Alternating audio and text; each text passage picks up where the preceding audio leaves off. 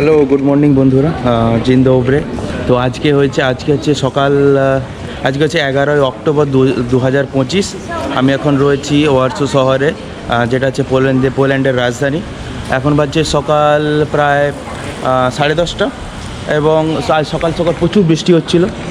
আমি আমার হোটেলের পাশে রয়েছে, ওইটা হচ্ছে আমাদের হোটেলের মেন গেট। আমি আজকে আপনাদেরকে আমার হোটেলে ট্যুর করাবো।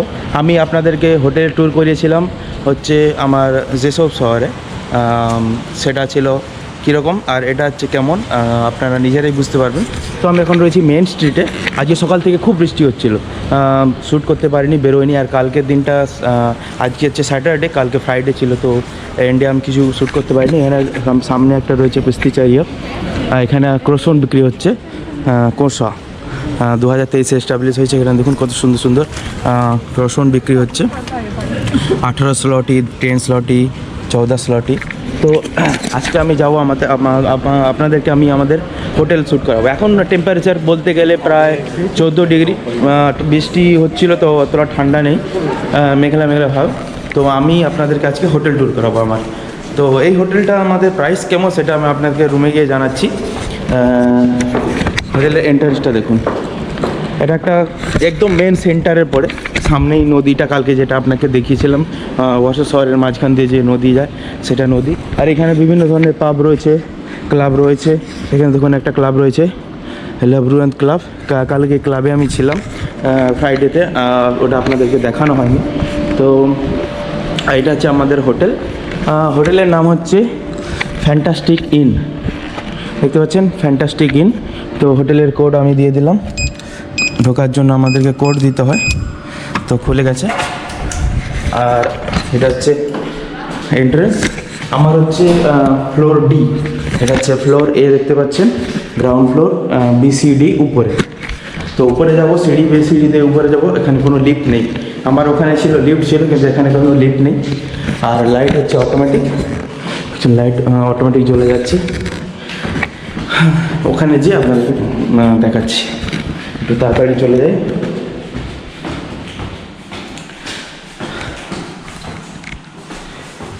এটা হচ্ছে বলতে পারেন পুরো একদম সিঙ্গেল রুম। আমার একটা সিঙ্গেল রুম, ছোট রুম, কিন্তু মোটামুটি ভালো, একজনে থাকার জন্য ভালো। আর আগেরটা যেটা ছিলাম আমি, সেটা হচ্ছে তোমার একটা রেসিডেন্সিয়াল বিল্ডিং। এটা কিন্তু একটা পুরো হচ্ছে হোটেল। তো ডি ফ্লোরে এসে গেছি, কোড দেবো। প্রত্যেকটা রুমের জন্য আলাদা কোড, ফ্লোরের জন্য আলাদা কোড। তো আমি এখন রয়েছি ফ্লোর ডিতে। তো আমার 308 রুম, 308 রুমের কোড নম্বর এখানে দিয়ে এখান থেকে চাবি নিতে হবে। চাবি নিয়ে, রুমের চাবি, আর এটা হচ্ছে আমার কাছে রুমের চাবি। রুম খুলতেছি।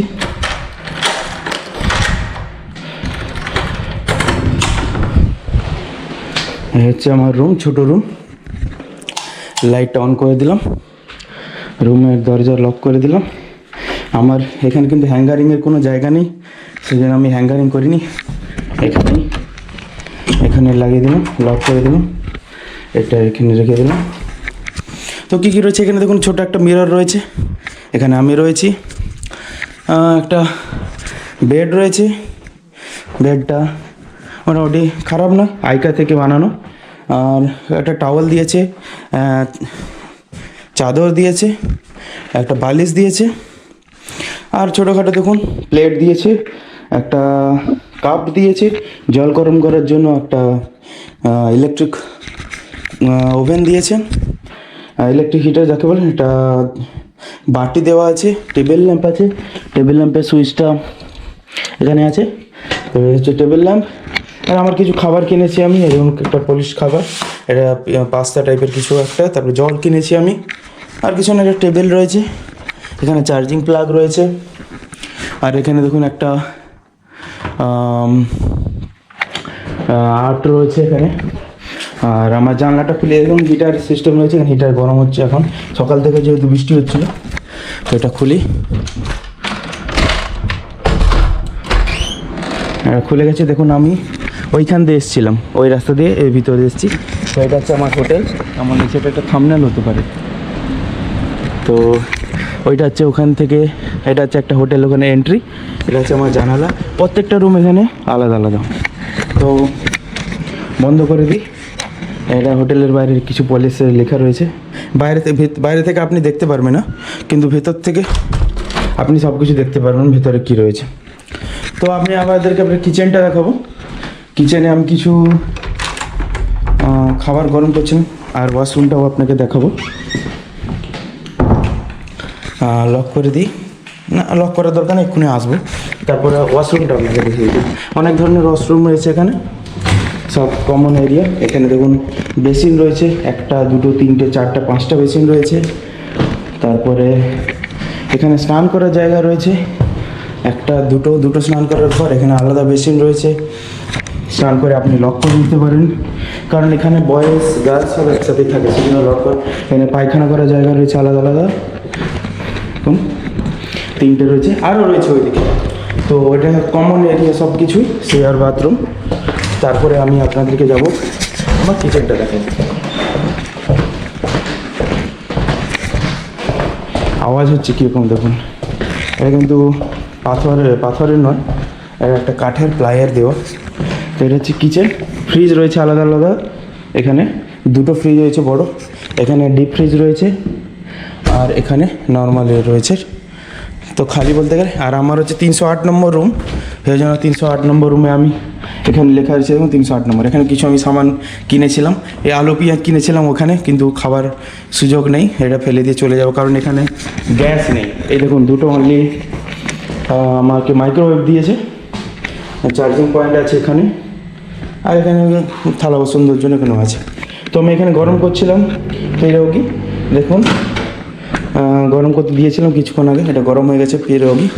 পেরোগি জানি কিছুটা ডাম্পলিংয়ের মতো, ডাম্পলিং। তো এটা গরম করে খাবো, তারপরে দেখি আজকে ঘুরতে পারি কিনা যাবো, ঘুরতে বাইরে কিছু যদি যাই তাহলে আপনাদের দেখাবো। কালকে সকালে আমার ফ্লাইট রয়েছে, কালকে সকালে আমি চলে যাব ওয়ার্সো ছেড়ে। তো আমি ছিলাম ওয়ার্সোতে প্রায় 10 দিন, আর রুমে এসে গেছি। আর এখানে রুমের ভেতরে কিন্তু স্মোক করা যাবে না, এখানে দেখতে পাচ্ছেন, যদি আপনি স্মোক করেন। তো লক করে দিলাম।